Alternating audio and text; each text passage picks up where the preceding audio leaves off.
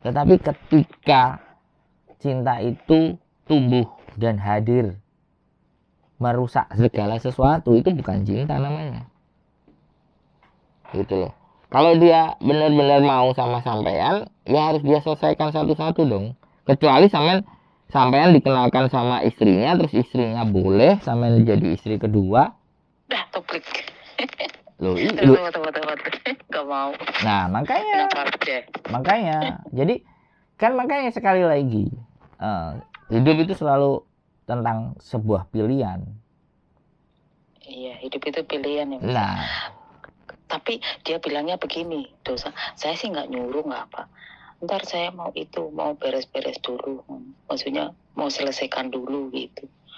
Saya bilang saya nggak nyuruh loh, Bang. Loh, iya. Sekali lagi, dia akan beres-beres dulu, tapi sampean kan hadir sebelum dia beres-beres.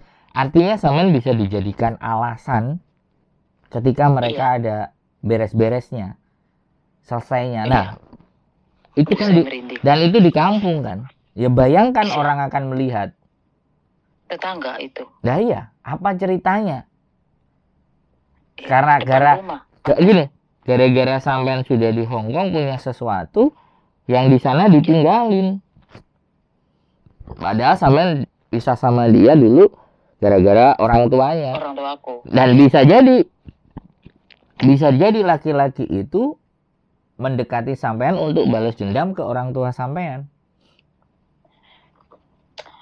Itu saya punya suami pun kedua itu pun bisa pun gara-gara orang tua. Ya iya, berarti gini Mbak. Berarti persoalan sampean itu memang harus cari yang setidaknya dan harus pergi dari situ. Makanya aku pergi, Mas. Nah, iya. Makanya juga kalau ataupun nanti mau menikah ya jangan di rumah, sudah. Gitu loh. Karena gimana ya? Begitu sampean di Hong Kong kan sampean bisa berpikir lebih tenang kan. Sampean bisa artinya mencari sesuatu ya. Selain memikirkan hal itu semua.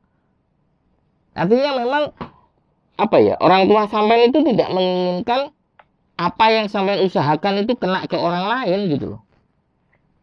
Harus balik ke orang tuanya lagi gitu loh. Jadi tidak membiarkan sampean untuk merasa bahagia. Ini sekali lagi ini cerita sepihak dari sampean, kan saya nggak ngerti pandangan orang tuanya. Artinya kalau sampean cerita ke saya penilaiannya hanya sepihak dari di sisi sampean. Jadi menurut saya sekali lagi kalau memang sampean jatuh cinta dengan seseorang, ya sudah bawa jauh dari rumah, dari lingkungan di situ. Mungkin dikenalin iya, tapi untuk tinggalnya dan segala sesuatunya jauh lagi.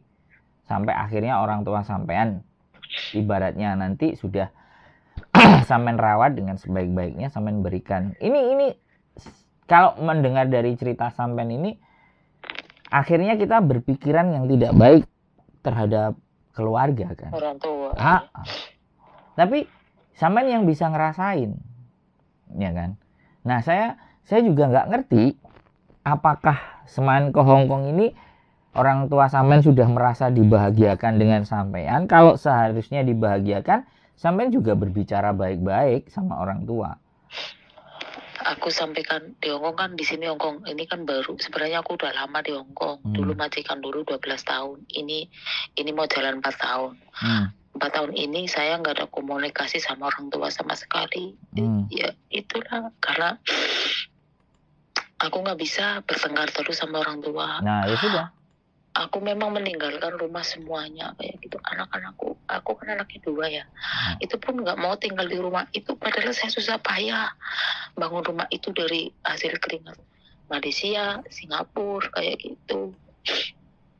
Ya nggak apa-apa, berarti kan ya sudah. Sampean walaupun tidak berhubungan dengan orang tua, tapi kan sampean tetap mendoakan orang tua sampean. Bagaimanapun dan apapun ceritanya kan. Iya, kadang-kadang ya ada rasa gimana kayak gitu. Tapi memang saya nggak berhubungan lagi soalnya saya nggak mau bertengkar. Iya, ya berarti ya dalam doa. Iya. Nah, sampean dalam diam, dalam tenang selalu berdoa, kasih petunjuk buat saya, yang maha membolak-balikkan hati orang tua agar semuanya luluh, agar dia benar-benar bisa. Ya karena sekali lagi kita kan gimana ya, orang ini contoh aja ya, contoh saya. Ibu saya dulu ketika kakak saya mau kerja di Batam itu selalu dilarang-larang. Nah, giliran saya sudah pergi merantau, adik saya merantau, begitu pulang kan selalu dibandingkan gitu loh.